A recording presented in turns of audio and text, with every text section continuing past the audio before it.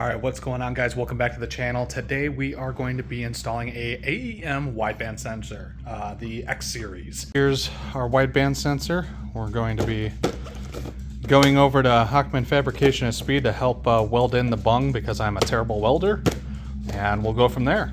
I'm trying to figure out where to put this gauge pod. I'm thinking like right around here and then pointing down like this. Seems like a pretty decent idea. Be on double-sided tape. And then we'll snake it around this way.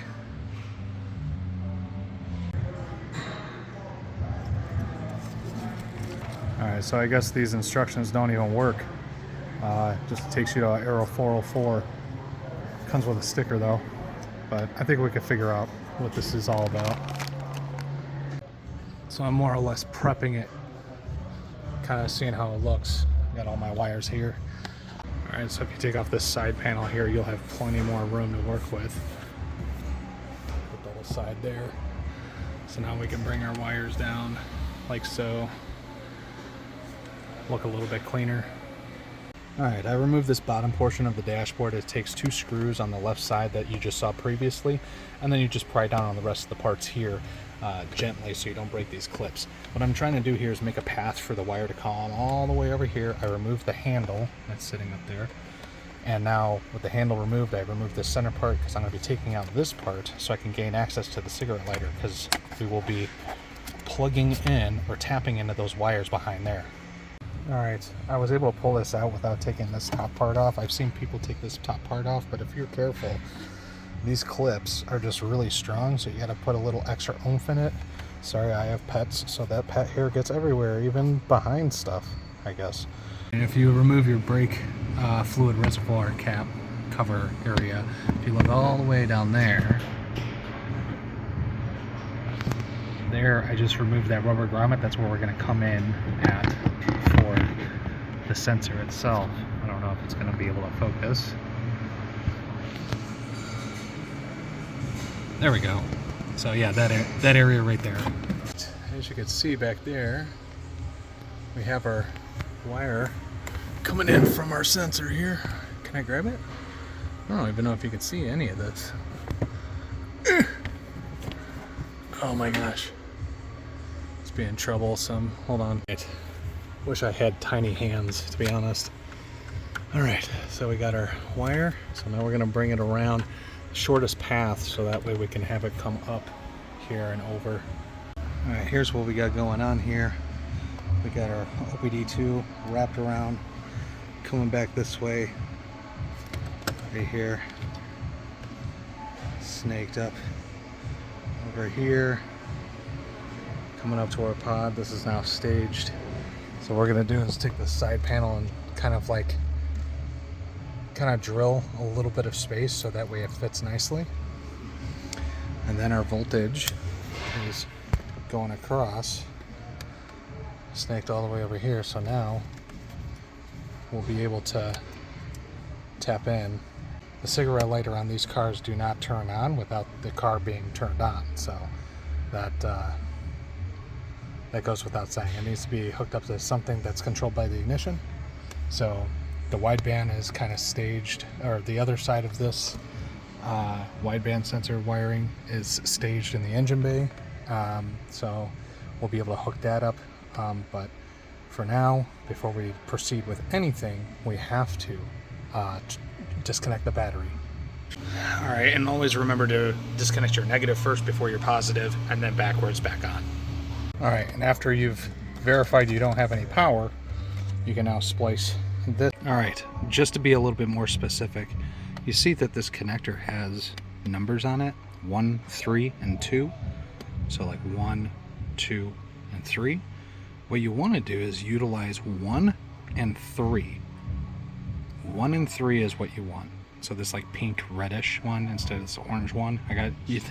You might get a little confused looking at it at first, but usually how you could tell is the slightly thicker gauge, and then this one's kind of a little bit more dainty. So these are your power wires. All right, as you can see, I got these cut down the center. There's more than enough slack on this. So 18 gauge on the cutter was good enough where it's not taking off anything. It's a perfect fit. So just keep that in mind. All right, I'm gonna try my best to use these pinch connections, these crimps, to connect these two on one side, then this on the other, so that way we have a three-way split. So instead I use these soldering seal wire connectors. Pretty cool. It's got it's got a solder ring in the middle, so it melts. It makes the connection a little bit more secure. I'm using two different colors. I know one's a little bit bigger of a gauge, but the solder's holding it together. Only reason for the bigger gauge was a different color, just because I want to keep red on red, and then I couldn't find black in here, so we're using blue instead. So just to keep a color differentiator with the wiring. And then make sure you put this back where it was.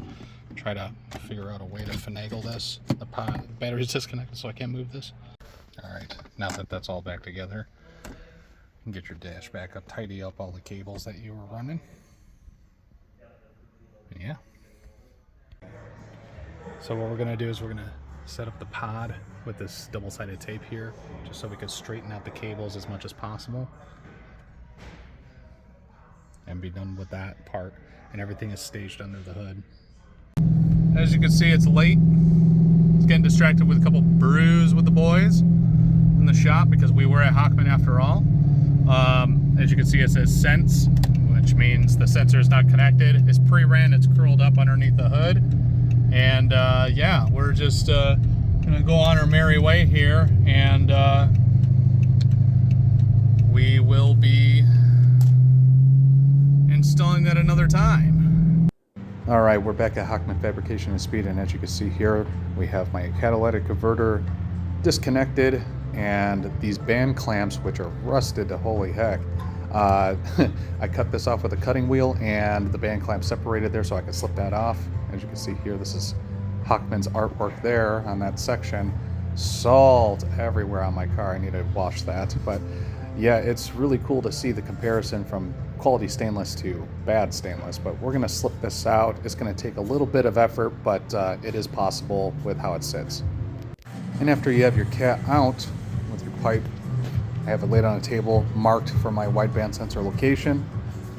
Over here, I have my band clamp kind of separated. That was a son of a bee to get that out of there. And I actually drilled out and grinded out these bolts on this clamp because we're going to reuse it because there's two tack welds on the top, which is really annoying. And if you have access to a table or vise or anything like that to keep your cat and pipe in place while you drill out the hole where you kind of marked where you're going to put your wideband sensor. And then once you have it drilled out, just kind of take this step by step. Go slow, start small, go larger, until you can actually fit your bung into the hole pretty nicely and snug.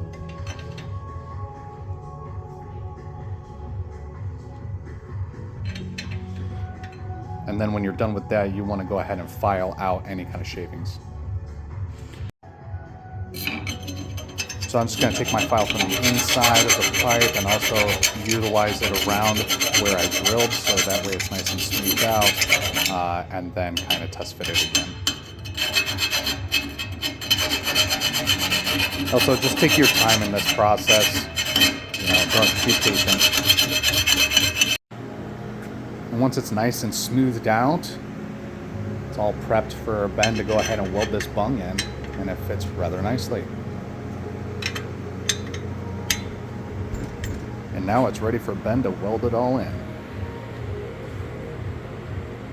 And if it isn't the best welder in the world himself, Ben Hockman, he's going to weld in my bung here.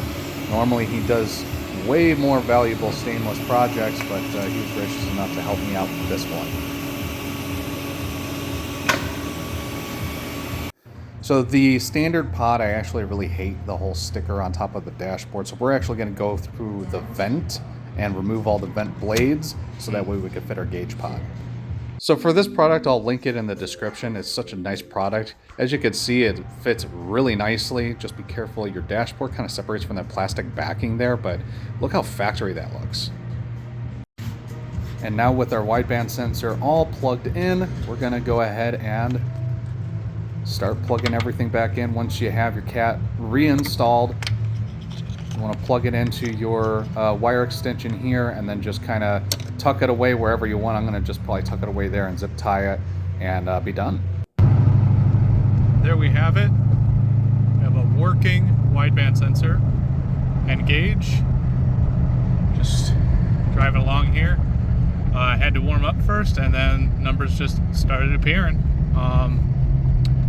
For the install itself, if I had all the tools that I would need, definitely would have taken no time at all, but since, you know, busy schedules get in the way, it took a lot longer than I would have hoped for, but I hope this helps somebody out there trying to install theirs. Oh, looks like I need to fix that. Anyways, just to recap, we brought the wires back down through here, back down to the bottom, and then back up behind the vent. I mean, this is a nice piece, very sturdy, nothing crazy. So, I don't know. Now we go off to tuning. Should be fun.